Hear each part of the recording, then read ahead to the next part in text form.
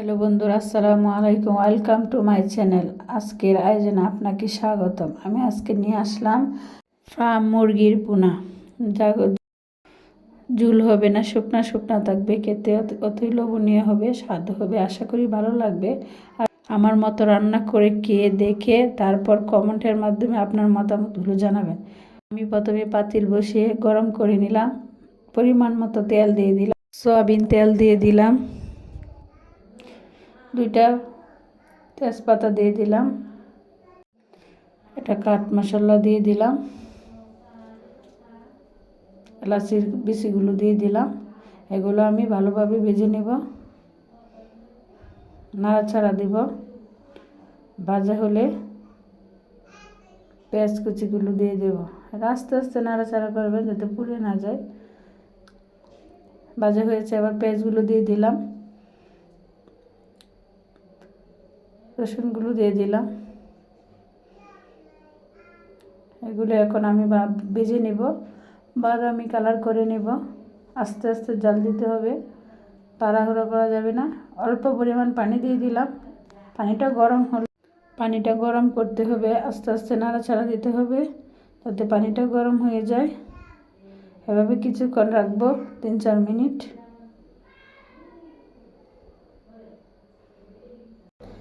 এক চামচের মতো আদা বাটা, 1.5 চামচের মতো জিরা বাটা, 1.5 চামচের মতো হলুদ গুঁড়ো,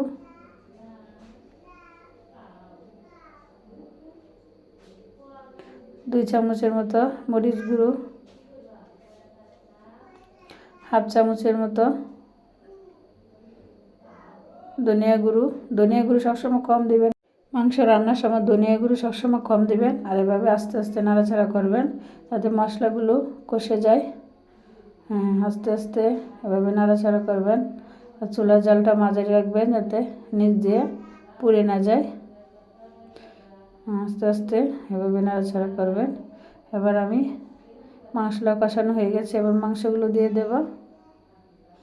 দিয়ে আস্তে আস্তে আবারও নাড়াচাড়া করব যাতে মশলাগুলো মাংসের সাথে মিশে যায়।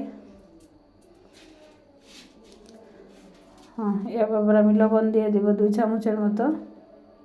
স্বাদ মতো দিতে পারেন, আপনার যতটুকু প্রয়োজন হয়। আমার 2 চামচ প্রয়োজন, 2 চামচ দিয়ে দিলে এবার ঢেকে দেবো ঢাকনা দিয়ে। এবার কষানো হচ্ছে।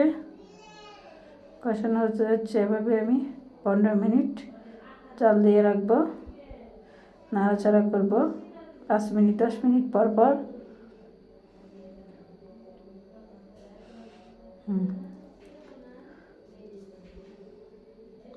মাংস কষানো হয়ে গেলে, এভাবে মাংস কষানো হলে পরিমাণ মতো পানি দিয়ে দিবেন। আপনার যতটুকু লাগবে, আপনি যেভাবে খাবেন। আমরা শুকনা খাবো তাই অল্প পরিমাণ পানি দিলাম। আবারও 15-20 মিনিট জাল দেব। এভাবে এখন চুলার জালটা বাড়িয়ে দেব, আবারও ঢাকনা দিয়ে ঢেকে দিলাম।